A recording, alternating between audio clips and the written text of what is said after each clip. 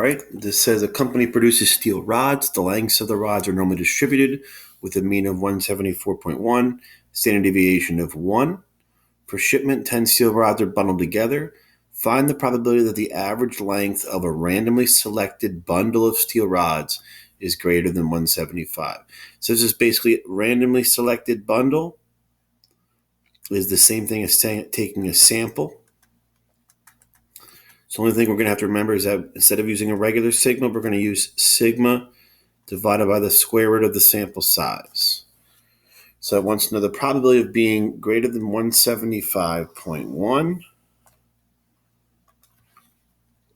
So my curve is going to look like this. Right in the middle is my mean, 174.1. I'm looking for the chances that it's being larger than that. So I'm looking for that area.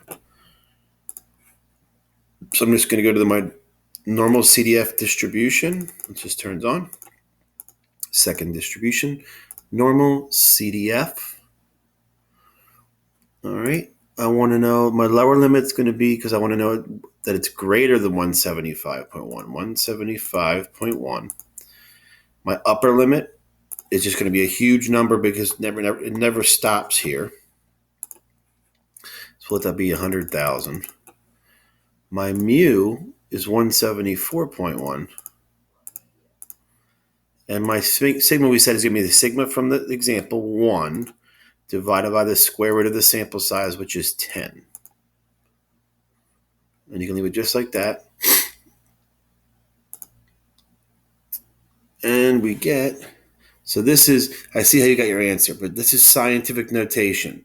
So you see, basically write out your first couple numbers, 7.827669.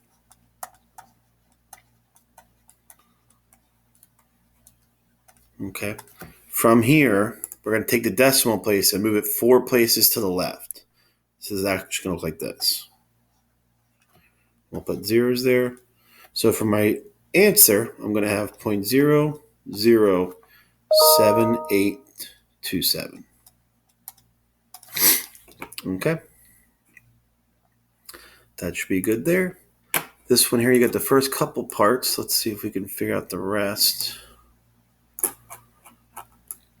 So it says population of weights for men attending a local club is normally distributed with a mean of 177, standard deviation of 25. The elevator in the club hits limits to 34 occupants, but will be overloaded if the total weight is in excess of 6,528.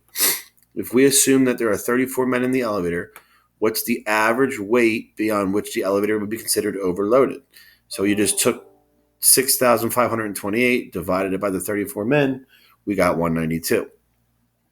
What is the probability that one randomly selected man will exceed this weight? You got that. Now it says if we assume that 34 male occupants in the elevator are the result of a random selection, there's that sample again.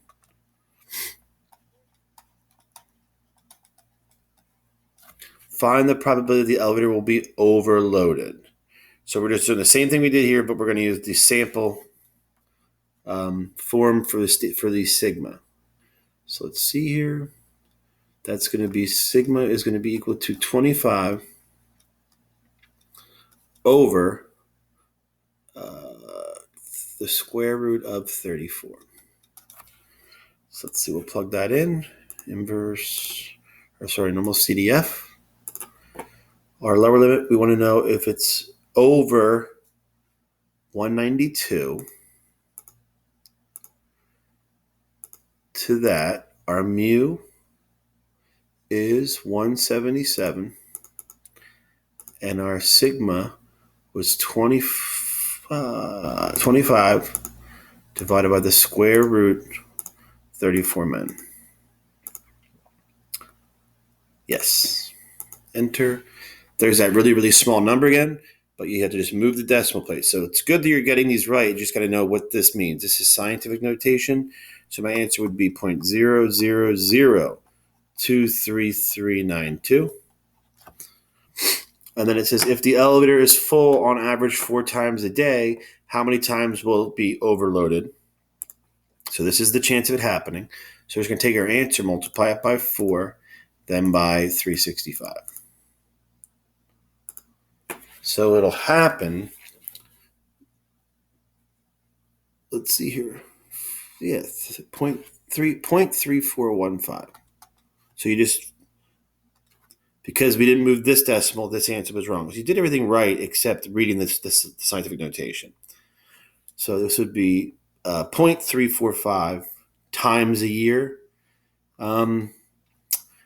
That's adequate. I would say the current overload limit is adequate because that would never really happen in a year. You should expect it to happen less than one time. So this is where we'll go with that. But what you did was good. Just know when you have an E, like here, E to the -4, you got to move that decimal place 4 places.